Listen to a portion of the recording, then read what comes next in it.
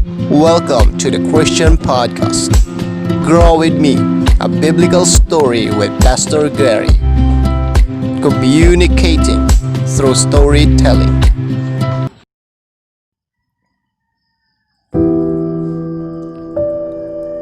Dihay usa ka babayi nga nag-antos tungod sa pagsigig dugo sulod na sa napulog duha ka tuig. Gitambalan na siya sa daghang mga doktor. Nahurot na lang ang iyang salapi, apan wala gayud mo arang-arang ang iyang kahimtang. May grabe na hinuon kini. Nakadungog siya may tungod kang Isus, busa misuot siya sa katawhan ngadto sa luyo ni Hesus.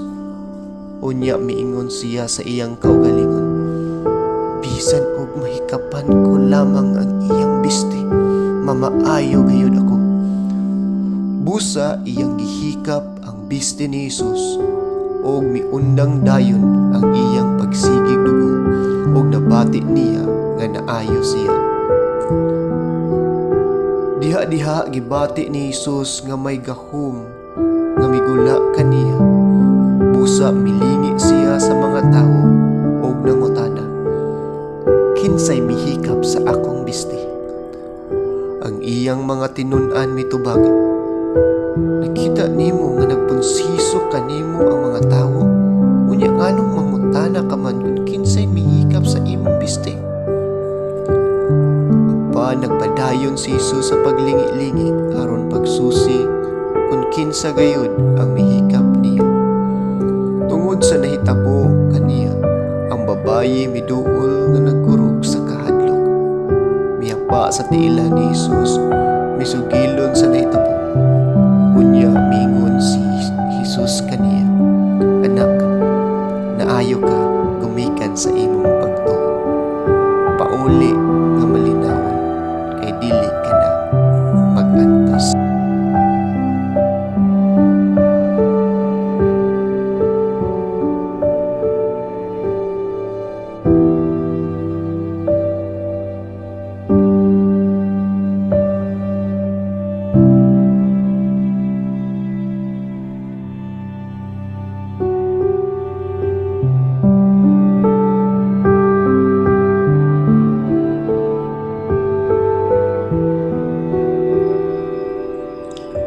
The faith of the persistent woman.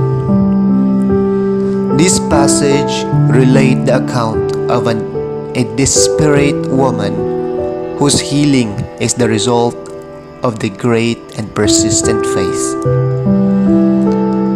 This event happens in response of Jesus to Jairus' request, one of the synagogue rulers. This story talks about the healing of a persistent and determined woman who touched Jesus. Ang babayi adunay sakit nga nagdugo siya sulod sa 12 ka tuig. He suffered many things from many physicians. She had spent all that she has. Walay kaayuhan nga naangkon gani misamot og nagkalala ang iyang kahimtang. Higala igsuon sa kinabuhi ani nga babayi. Aduna siya'y sakit o balatian sulod sa 12 ka tuig. Apan bisag unsa ang iyang himuon, nahurot na lang ang iyahang kwarta aron unta maayo siya sa pag-adto sa lain-lain na mga magtatambal. Apan wala gyud siya maayo. Gani ingon ang pulong sa Dios, mas nilala ang iyahang kahimtang. Kung ikaw kining babaye, imagine na igsuon nga kung ikaw anaa sa kahimtang sa babaye, unsa kaha ang imuhang kahimtang o pagbati mahitungod sa imuhang sitwasyon. She was so discouraged and prostrated, in her life. Discouraged siya tungod sa nagapanghitabo sa iyahang kinabuhi. Frustrated tungod kay naa siya kwarta nga gitigom, nagpa-doktor siya. He expected to be healed, but wala gyud siya maayo. Bisan kita mga kaigsunan, adunay panahon nga kita muhimo og mga lakang para ang atong mga problema, mga kaguol o mga pagsulay sa kinabuhi maayo, or adunay kasulbaran.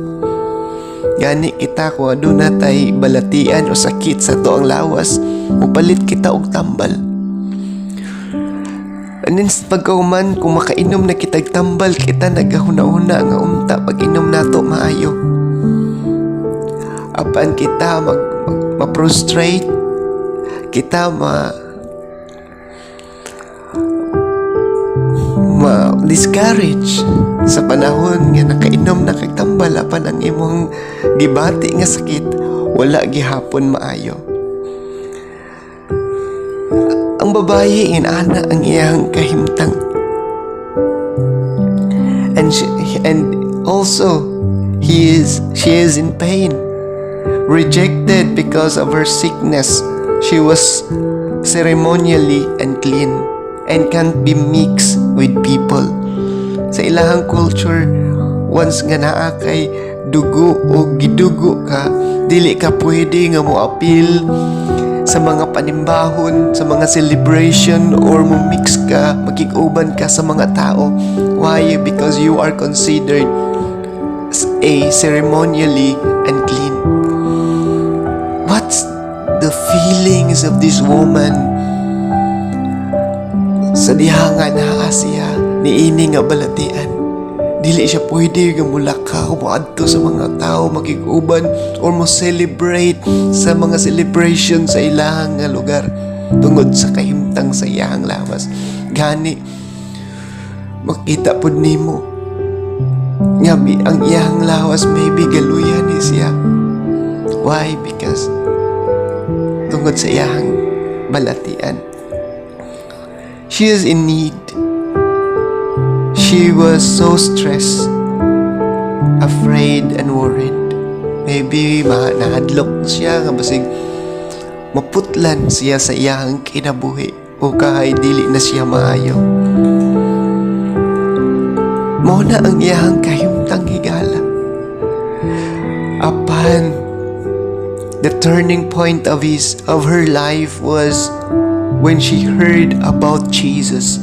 Sa dihang nakadungog siya kay Jesus, she came behind the crowd and touched his garments, because she said, "If only I may touch his cloth, I shall be made well." She thought that only Jesus, by only touching him, can make her clean, can make her healed. She heard about Jesus. For her, Jesus is the only hope to make her well. Para niya nga si Jesus lamang ang iyahang only o usa nga paglaom nga mahimo siya nga maayo. Wala na siya naglaom sa mga doktor tungod kay humana siya adto dito. Wala gihapon siya maayo, wala siya naglaom na sa iyahang financial tungod kay nahurot na lang ang unsay naa niya sa pagdoktor.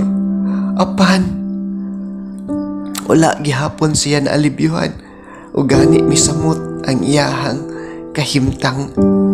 But when she heard about Jesus, nakabaton siyag paglaom nga bisan lang sa pagtandog o paghikap sa iyang biste, dako siyang pagtuo nga si Jesus, nga si Ginoong Hesus makaayo sa iyang balatian.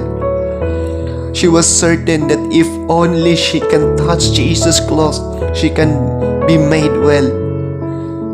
That's what we call faith in action. Who touched me? Said Jesus. Because Jesus felt that the power comes out from Him. Are you determined to touch Jesus? Higala igsoon unsa ba ang imuhang mga frustration karon sa kinabuhi? Unsa man ang imuhang mga disappointment? Are you feel rejected? Are you in need? Naabakas panginahanglanon? Are you so stressed with your situation right now? Nabalaka, naguol, nahadlok ba ka sa nagapangitabo sa imong kinabuhi? Maybe you have a kanang pain or sickness right now na kay gibati nga sakit sa imong lawas. Kung asa man nga part sa imo ang lawas ang imo ang ginabati, higala igsuon, touch Jesus' glove. Saan man, Pastor? Come into prayer. Adto sa mga pag-ampo, duol diha kaniya, isugid ang imuhang kahimtang, isulti nga ikaw nag-struggle kaniya. And I assure you, Jesus will listen to you. Just come to Him in faith. Jesus loves you so much. The power that gone out from Jesus is not just because of simply touching Him, but the faith behind of being persistent to touch Jesus. The faith behind of being persistent. If you are so persistent by coming to Him in faith,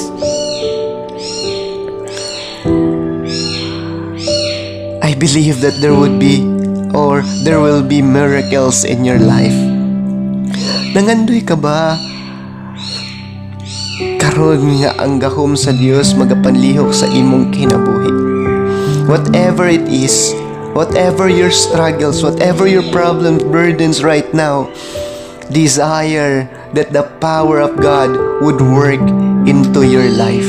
Tuuhi nga si Ginoong Hesus muayo, mutagbo sa imong paginahanglanon, mutabang kanimo sa mga problema nga naa kanimo karon. In every area of our lives, Jesus is our only hope. Emotionally, Jesus can make us happy, can make us joyful. Even though in the midst of trials, Jesus can give us joy that cannot be explained. Jesus can give us peace that surpasses all understanding. You only have to do is to come to pray and seek the presence of Christ in your life. Physical, Jesus declared or revealed Himself as a God who can heal. He can do miracles in your life. Just believe in the name of Jesus. There is power in the name of Jesus. Financially, you are in need. Na kay panginahanglan sa financial na mga butang, believe that Jesus Christ is our provider. Spiritually, you are dry, discouraged. Friends, brothers and sisters in the Lord, duol diha kaniya.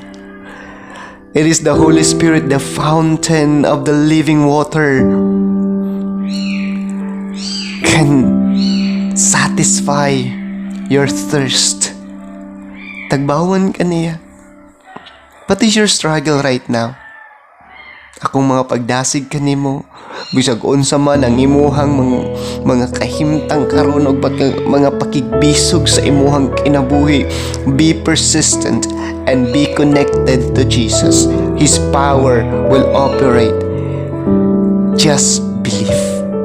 Tuo. Andam siya nga motabang kanimo. Just come to prayer. Duol kaniya diha sa mga pagampo. Be connected to Him. Touch Jesus close. Touch Jesus. You can touch Jesus through prayer and wait on the miracles in your life. Just believe. Be persistent. Jesus is our only hope. God bless you. May the Lord bless you and keep you always. Padayon sa pagpangalagad sa Dios igsoon. Ayaw kagulog kabalaka. Salig lang kay siya andam nga motabang kanimo. Kanunay siya nga nagatanaw sa kahimtang sa imuhang kinabuhi. Dili siya Dios nga buta. Dios siya nga nakakita og nakadungog. Andam siya nga motabang. Just believe. Be persistent.